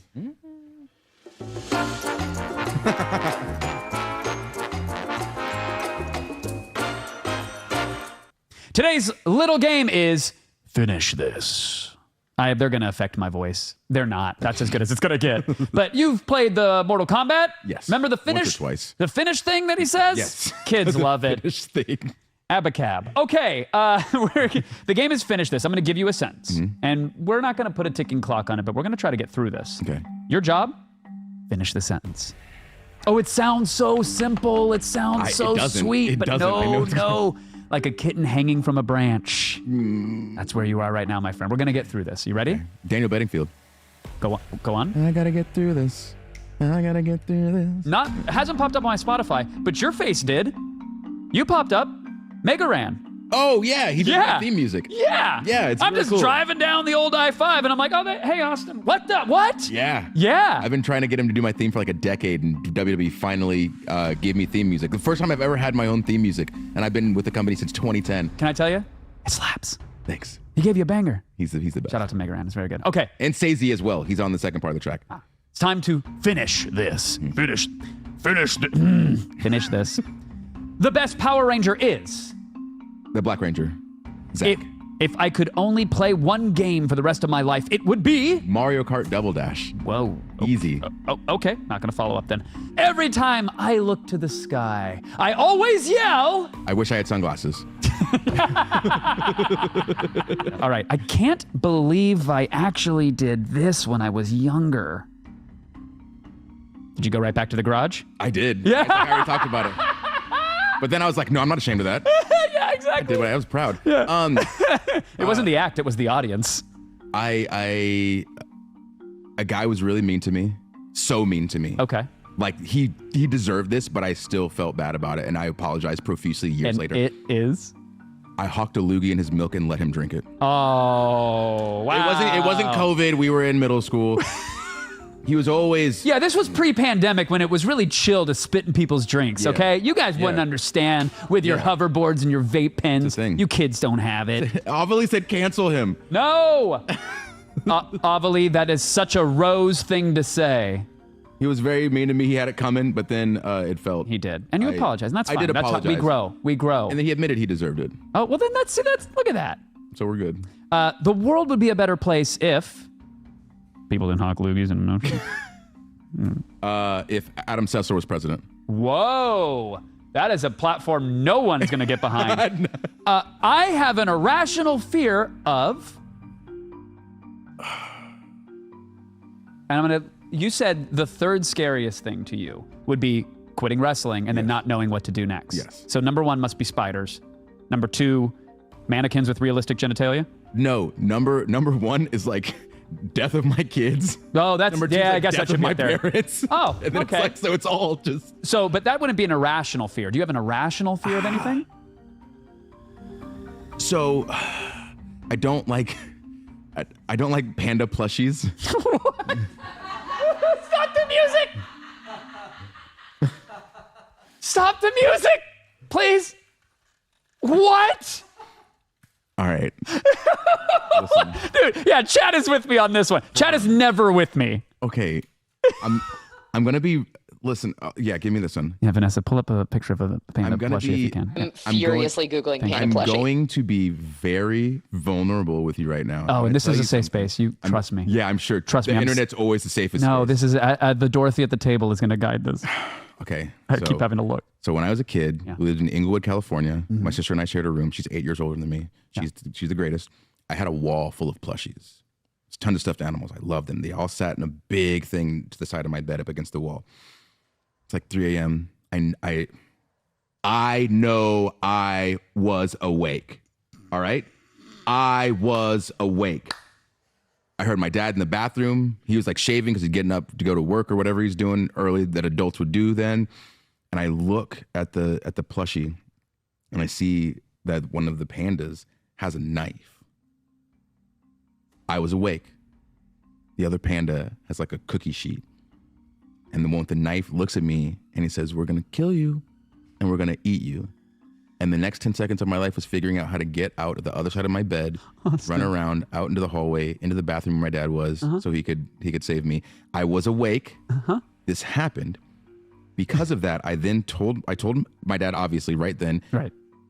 whatever, go back to bed. I'm not going to bed. Yeah. I'm not going to bed. How can there's a murderous panda in there. Yeah. They're going to cut me up and eat me. So I tell him, get rid of these things, please. Like, throw them away, whatever. He goes, fine. He takes them. I can go in the room. I go to sleep. Weeks pass. Months pass. I go to get a jacket out of the closet or whatever. And what do I see up top in the closet? I see those pandas. And I lose my mind. I am screaming. What, did their heads slowly rotate towards you and their eyes started to glow? They were just hanging out up there because that's where your dad put them. Yes. Well, and I made it a very intense point that I want them put in the trash. I want them cut to pieces. You want them turned into raccoons? I want them out. Trash pandas. Whatever. Just cover them in acid and destroy them. Like, I need them gone. I do not like panda plushies. We now have the kryptonite, my friends. We have the keys. We have the launch codes. If you ever want to troll royalty, you got to have. And so do we have a caller? Can we cut to the?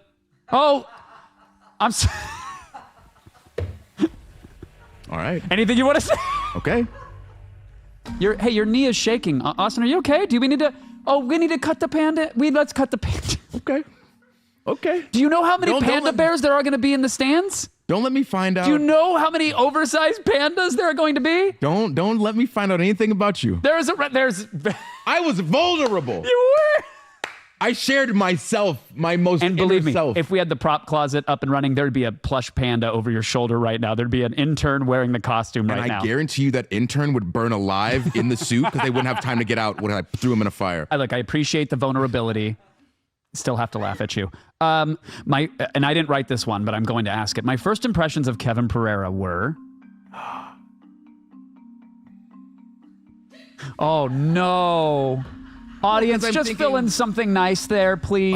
Are you saying first impressions like seeing you on TV or meeting you in person? This is the Rorschach test of finish this. Okay. This is why it's not a simple game. This is 4D chess. What were your first impressions? So seeing you on TV, yeah. Holy crap, you can make money doing this?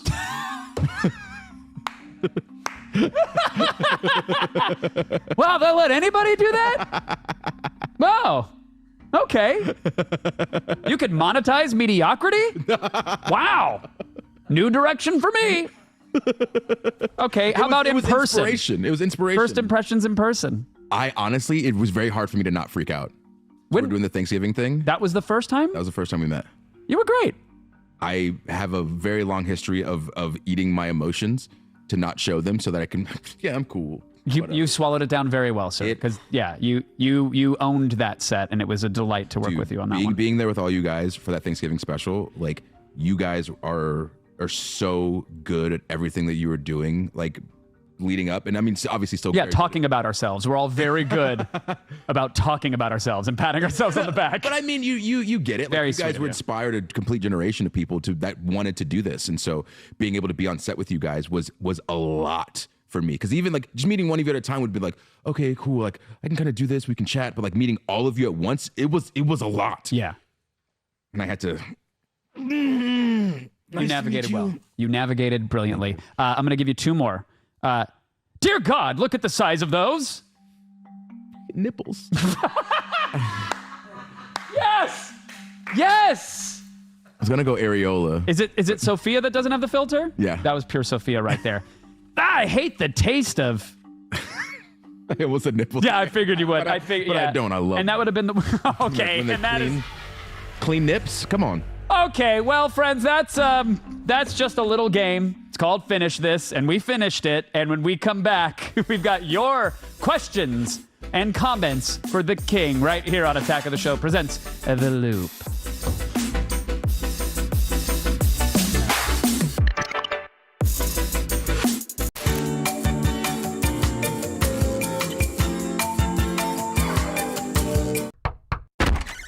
Are you winning, son?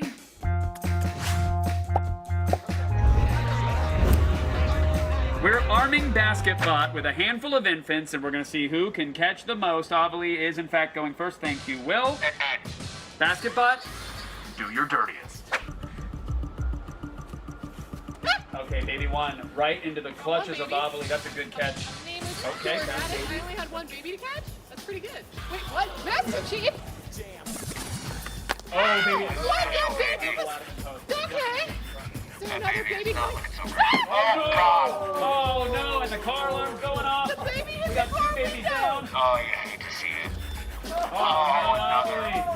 what happened out there? What? I missed a lot. We got a lot of dead babies out here, Kevin. Oh, no, you hate to see it, Will. I can smell the plastic baby heads melting against the asphalt right now. Obviously, you monster. On your marks. Get set. Throw that baby!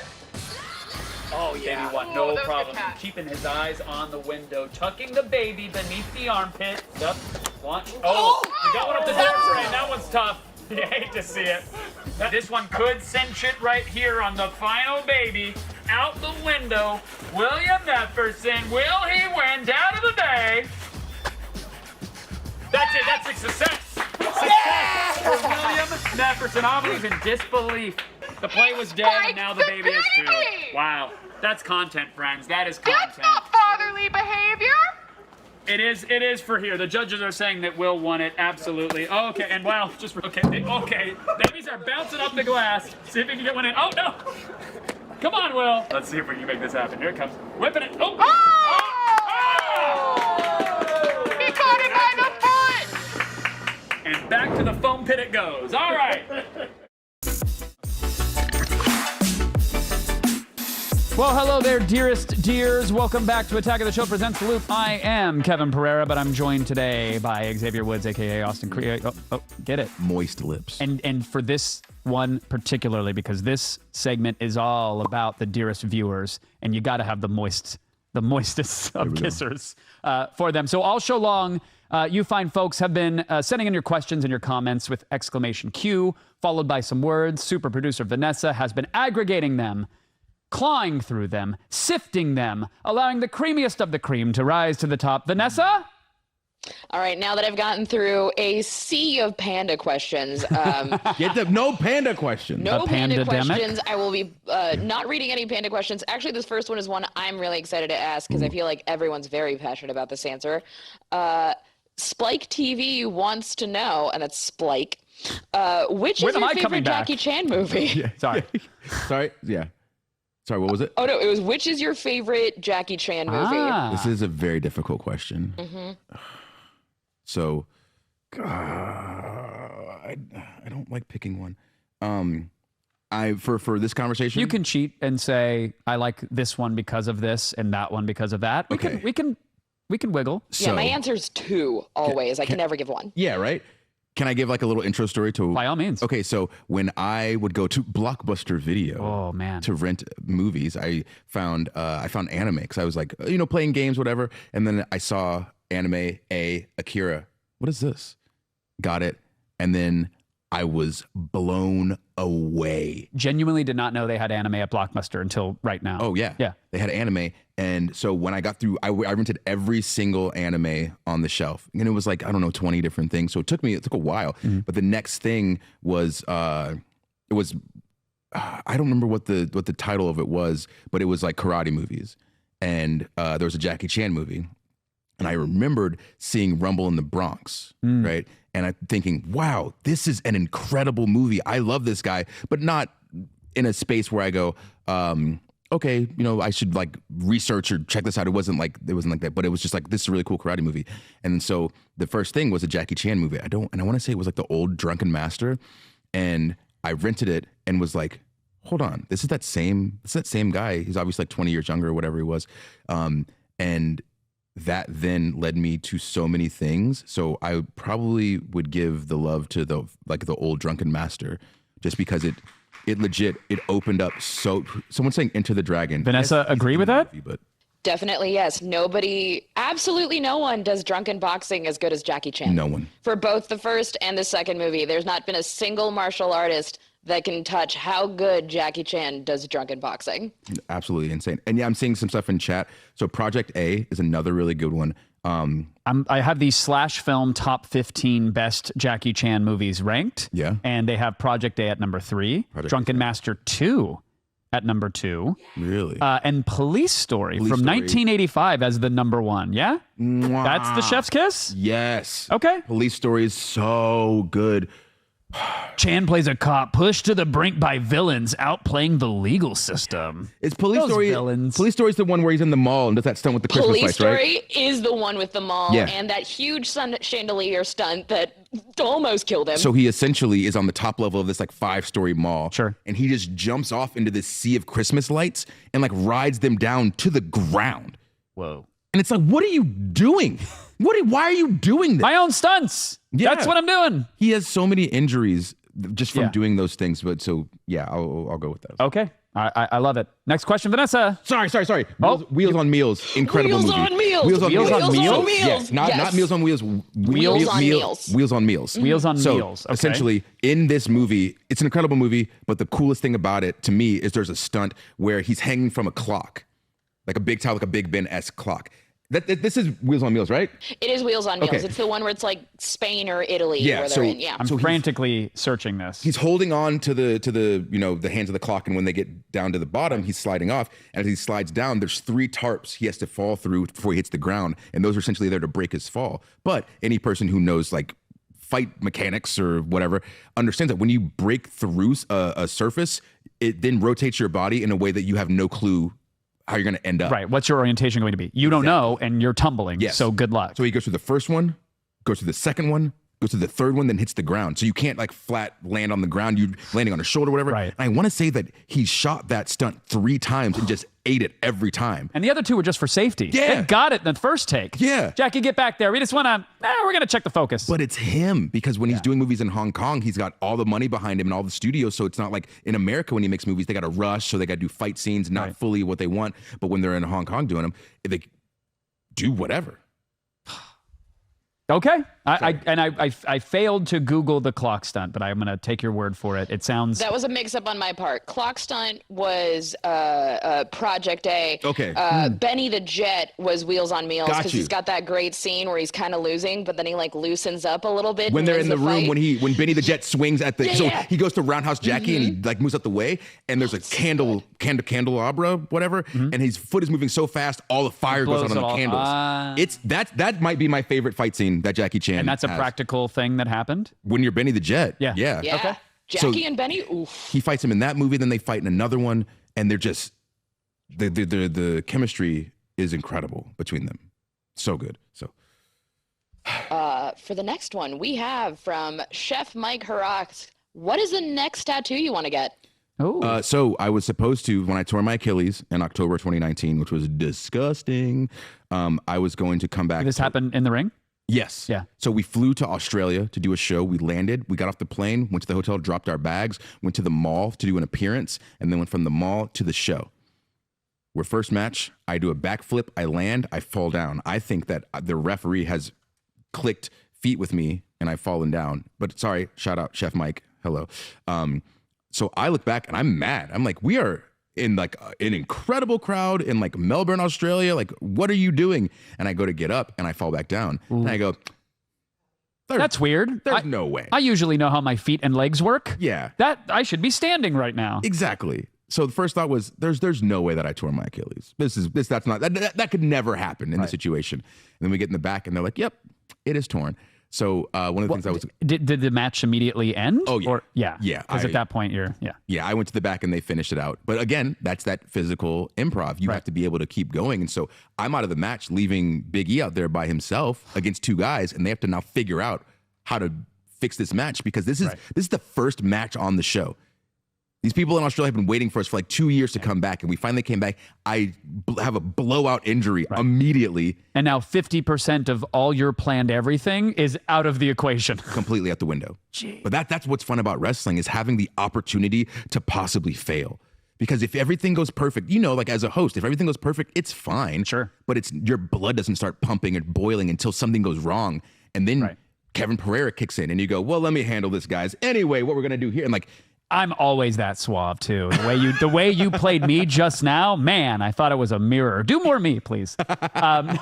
No, so when you had the Achilles injury, you had maybe thought, oh, while I'm rehabbing and recovering, get a tattoo? Yeah, because in my head, I don't like it when, in any profession, but wrestling specifically, because that's the one that I'm in, is when you're gone for a long time, whether you like get fired or you leave on your own terms or you get injured and you're gone for X amount of time. When you come back and you're the exact same, what did you do on your time off? Right. You had so much extra time to change something, to add something, to take something away, whatever. Put some new books on your Kindle? That's not impressive. What do you got? Right? And so mine was going to be a half sleeve that, so my basement is, the aesthetic is galaxy. So it's all space and pinks and purples. I thought you were going to be like wood paneling all across the arm and maybe a little shag carpet right above the elbow.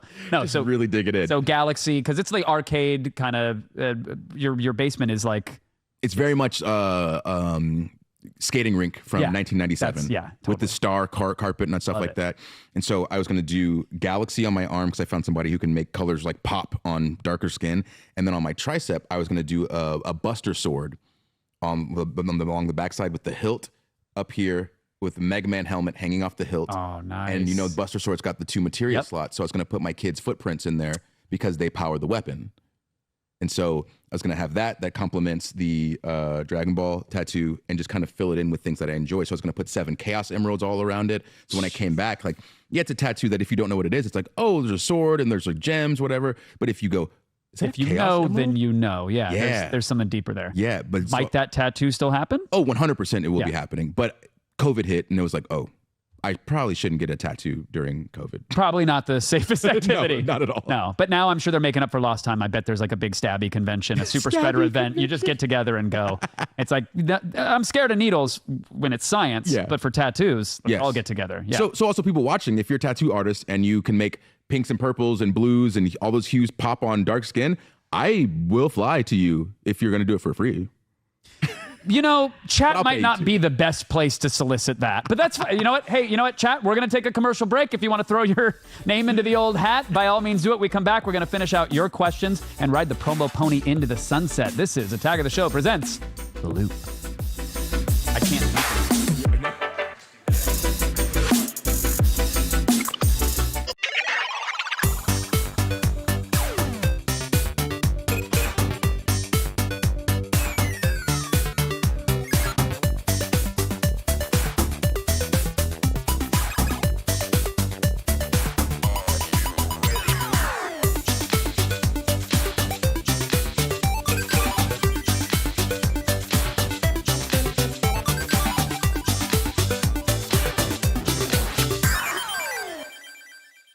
What's the recipe for surprising the kids, treating yourself, and ditching dish duty? You're looking at it. Order your Pizza Hut faves like original pan, original stuffed crust, and more at pizzahut.com. No one out-pizzas the Hut.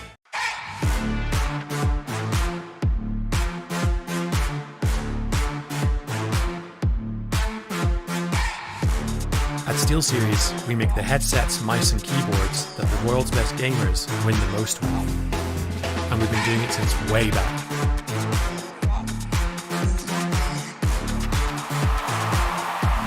It's up to you how far you go, but whatever you do, go for glory. 5 breadsticks for my triple treat. 3 layers deep, 10 Cinnabon mini rolls to eat. And the pizza plus another pizza. The triple treat box, only from Pizza Hut.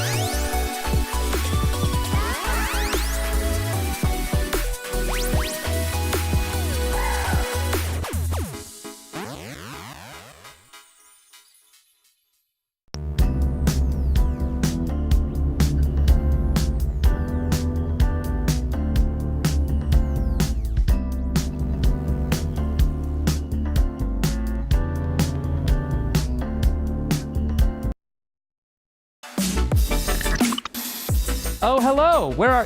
There you are. Hi. Hey, it's me, KP. Let's get back to the questions for Xavier because we are almost out of precious time. And I know people had a lot of questions and comments. I want to try to get to them. So Vanessa, please. Elijah 1066 wanted to know when Austin and Kevin are finally gonna jam together on stream. I mean, I got my bass in the hotel room. I've been threatening this place because there is an empty sort of concrete room that is going to need some blankets and sound padding, or else we're all going to really feel it. I got an acoustic kit, so I'll just bring it here. Yeah. Okay. The answer is soon. And do we stream the fail, or do we do a couple first and then stream the fail? We do a couple. We do a couple. But I mean, they could use that for interstitials. What type of music? Like what gets you going? Funk. Oh, okay. It's funkiest. Okay. I want to smell it when I'm in it. Oh, okay. Okay. I can play in that pocket, my friend. Oh, perfect. I can play in that pocket. We're gonna be. You ever do any jazz or any thrash metal? I mean, granted, yes. Yeah. Because I'll unnecessarily put double kick into everything. Let's go. Okay. I'm so I've only been playing since February, but I mean, I'll follow along. I've been playing a lot longer than that, and you wouldn't know it. So don't worry about it. We will have this jam soon. That's right. We should. I'll bring the kid. That and some yacht rock. Oh yeah. Yeah. Give me some Michael McDonald and I'm gold. Woo! Some Steely Dan. Woo! Okay. Robert Dupree. Yeah, less of a woo. He's Steal Away. It's whatever. Okay. Another question, Vanessa. Insane how much Michael McDonald I listen to. He's the best. Jared Paval wants to know if Kevin tag teamed with Austin, what would the tag team name be? Oh, Funk Stank. Ooh, I like that. Right? I like that a lot, actually. Yeah. Coming to the ring, Funk Stank. Yeah, you smell. What is that? What is that? Yeah, can I ask a question to Kevin? Yeah, Is that okay? I think you have to submit it in chat. But you know what? Go ahead. We'll go through it. We can. Okay, so one of my favorite questions to ask people is: you're on a deserted island. Sure. The only thing that you can have with you is one musical artist. Oh. That musical artist can play literally any song, but they play it in their style. Who do you take? I am a very, very particular fanboy of an artist named Casey Crescenzo. Mm-hmm. His last name is Crescenzo. That's fantastic. And he is the frontman for a band called The Deer Hunter, DEAR Hunter. I am a super fan of his work. His body of work is phenomenal. The output is incredible. He can do orchestras because he's orchestrated many pieces. He can play metal. He can do jazz. He can do blues. He does it all. So he has all of the stylings within his wheelhouse, and he has a voice that is my chef's kiss. So then, not by him. What's your favorite song? Not by him. My favorite song, Sandstorm. Okay, so now that's a cop out. I don't know. It was like, I couldn't pick one that quickly. I'm sorry. But imagine him. Yeah. You're on this island. You go, hey, can you do Sandstorm? Does that sound incredible to you? No, it doesn't. See? So I failed. But I'm saying, like, there's somebody because yeah, you know what? I'm sure he could make Sandstorm amazing. You know, I would love to have him cover. There's a track called "The Nurse Who Loved Me," covered by Maynard in a band called Perfect Circle. Not originally by him, but that track I would give plasma, right? Blood, anything else that is probably an unwanted fluid. I would give it all to have Casey cover "The Nurse Who Loved Me" because that is a jam. Yeah, that is a great question. Do we have another question, Vanessa, before we wrap this? Yeah, let me pull it up. Also, the intersection of something like that already exists. Nora Jones covered Black Hole Sun, and it rules. Great. The on the piano, amazing. So good. There's also an a cappella group, like a bit of a choir covering Hurt, Trent Reznor's Hurt recently. So I'll share. Okay. We got to do a spot. Let's make a Spotify playlist that we can share with everybody, and everybody puts a song on it. Yeah. Let's never do this. Let's talk about doing this and never do this. We should have more dinners. Why don't we hang out more? Let's go to the batting cages. Why is there a line to the bathroom? Yes, Postmodern Jukebox. Yes, I saw that in the chat. That's it. Postmodern. They're incredible. Darn Good Stuff wants to know, is there a retro game you always find yourself going back to? Yes. And he's not going to tell you. He's not going to tell you. Sorry. So, honestly, all these games. So these are my top 5, and I will play these till as long as the day is long. That's a weird way to say that. We got Mega Man 5. Classic. From regular Nintendo. Yep. The soundtrack. Again, so we talked off camera. We were talking while we were doing our calisthenics during the break. We happened to talk about how a mediocre game can be infinitely playable if the soundtrack is a banger. But a game with a terrible soundtrack doesn't matter if it has the greatest mechanics of all time. It's out. No. And Mega Man 5 is an incredible game with an incredible soundtrack, so I'm always in. And that was only for the premium subscribers who heard that during the commercial. So if you haven't clicked the sub button or followed or done that, none of that matters. Go ahead. I was going to say, I mean, it does matter. You should follow and do all that stuff. I should probably That's best practices to tell people to do that, right? Yeah, 100%. Please engage. We need it. Sorry, number 5. If they Mega can Man hear us, 5. if they can hear us during the break, I'm not going to be working here too much longer. No, I'm good. Number 4. Mega Man 5. 4, we got River City Ransom. Yes. Another regular Nintendo game. Yeah. If you don't know what it is, kids, new booties at home, it's Double Dragon flipped. You're the bad guys going to get your girlfriend because the good guys finally stole her or kidnapped her. She's not property. You go across town, and it's just a great game. Then we got Nights into Dreams, Sega Saturn. Oh, yeah. So yeah. that's one of the very few reasons to have that console, but a beautiful reason to have it. Just a gorgeous game with a great message. We got Mario Kart Double Dash. Yep. Obviously. What was 5? You had Mega Man 5, River City Ransom. Oh, Mischief Makers. Whoa. On N64. What? You're a robot named Marina, and the professor has been kidnapped by Clancers. I've seen the box art, but I did not know it. Is this a platformer? Yes. And the plot again, you are...